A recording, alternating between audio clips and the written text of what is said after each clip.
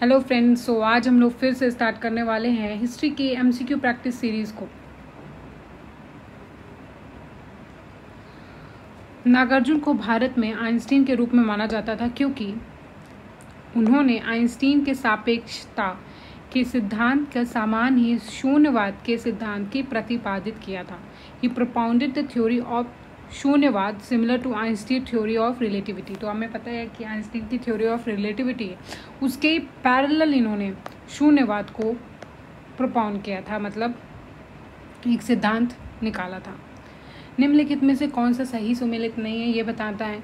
तो वर्धमान महावीर की पिता सिद्धार्थ नाम था उनका, वर्धमान महावीर की माता त्रिशला नाम था उनका, उनकी पत्नी यशोदा और उनकी बेटी का नाम यहाँ पे चेलनाना लिखा है। ठीक है, तो बेटी का नाम चेलनाना नहीं होगा, मुझे भी एग्जैक्टली पता नहीं है कि उनका बेटी का नाम क्या है, एक बार सर्च करके आप लोग इसको देख सकते हैं।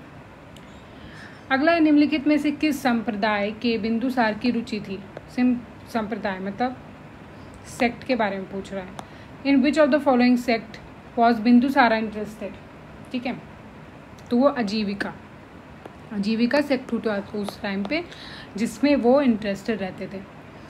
जिला स्तर पर मौर्य अधिकारियों का सही अवरोही क्रम क्या है। The correct descending order of the Mauryan officer at the district level was, तो ऐसे रहता था। ठीक है, डिस्ट्रिक्ट लेवल के पूरे डिसेंडिंग पूछ रहे तो सबसे ऊपर प्रादेशिक, फिर उसके नीचे राजुक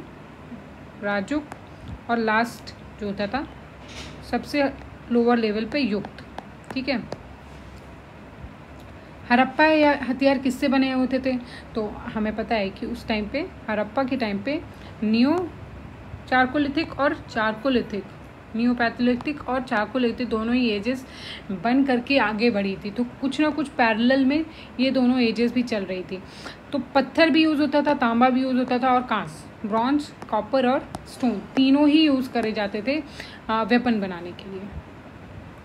ऋग्वेद को मंडला एक्स के रूप में पुरुष सूक्त के वर्णित 4 वर्णों में किस एक वर्ण के अर्थ में ऋग्वेद के अन्य भागों में उल्लेखित किया है। Which one of the 4 words mentioned in the Purusha Sukta of the Mandala X of the Rigveda is referred in the other part of Rigveda in the sense of a varna.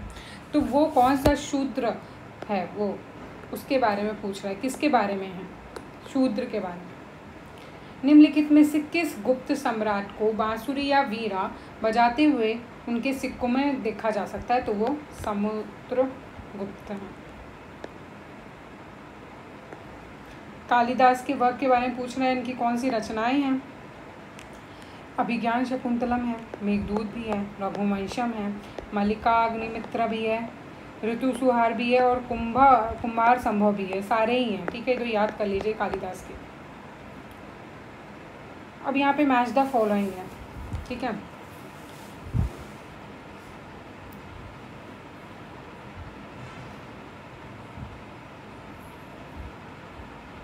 तो यहाँ पे सबसे पहले विशाखा दत्त के बारे में देखते हैं कि विशाखा दत्त ने इनमें से कौन सी रचनाएं की हैं। ठीक है, तो अगर आपने थोड़ा बहुत पढ़ा होगा तो विशाखा दत्त ने देवी चंद्र राग उपतम लिखा था।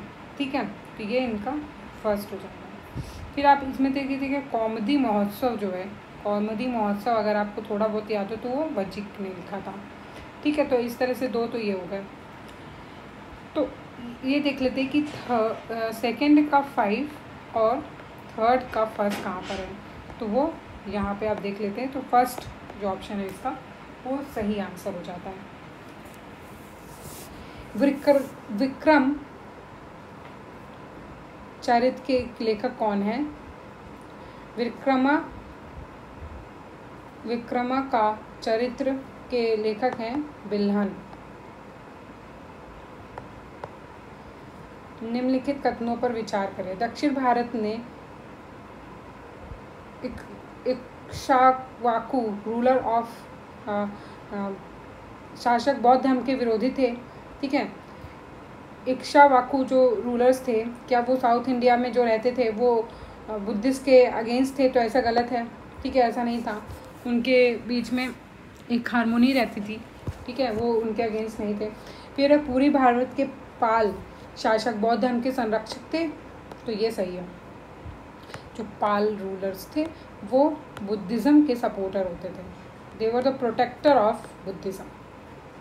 प्राचीन भारत में आक्रमणकारियों के संदर्भ में निम्नलिखित में से कौन सा कालानुक्रमित क्रम है? तो हाँ, पहले इनमें से पहले ग्रीक आए थे, फिर उसके बाद शाक्स आए थे, फिर उसके बाद कुषाण आए थे। ठीक है, ग्रीक, शक और फिर कुषाण। दर्शन की प्रणाली जिसके साथ कपिल मुनि का नाम है, तो वो पिछले वाले में हमने किया था सांख्या। न्याय किसका था? गौतम ऋषि का। नीचे बताए गए 4 रचनाओं में से कौन सा प्राकृतिक विश्वकोश है? Among the following, among the 4 works mentioned below, which one of is encyclopedic in nature? तो वृहत संहिता। ठीक है, इंसाइक्लोपीडिक मतलब विश्वकोश कहते हैं। कौन सी है इनमें से? वृहत संहिता। और वृहत संहिता किसने लिखी है? वारामेहर।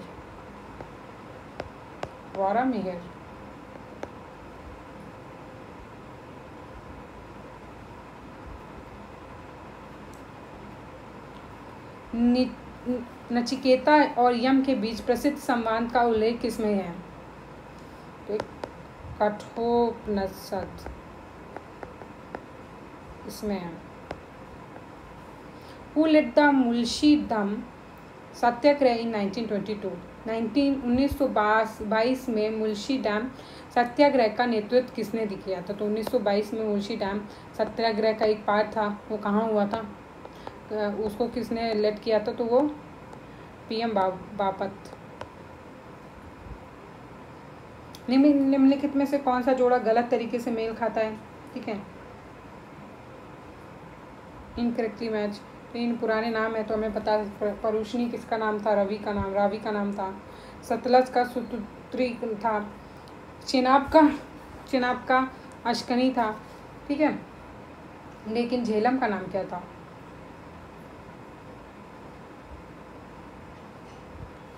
तो यहाँ पे जो दिया हुआ है वो विपासा दिया हुआ है, जो कि गलत है, क्योंकि उसको वितास्ता बोलते थे। वितास्ता। चेनाब को अस्किनी।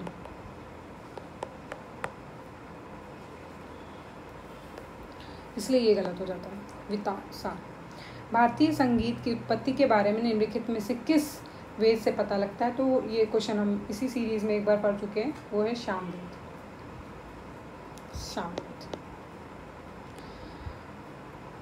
उपनयन संस्कार का पहला विस्तृत वर्णन किसमें मिलता है? तंड्या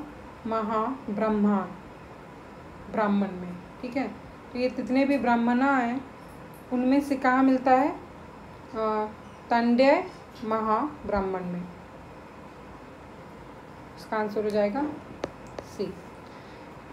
फिर निम्नलिखित में से कौन सा शोध बताता है कि श्रीनगर अशोक द्वारा बनाया गया था? तो राष्ट्ररंगिणी जो लिखी गई है संस्कृत में, वो कल्हण द्वारा लिखी गई है और वो किस पे बेस्ड है? कश्मीर पे बेस्ड है।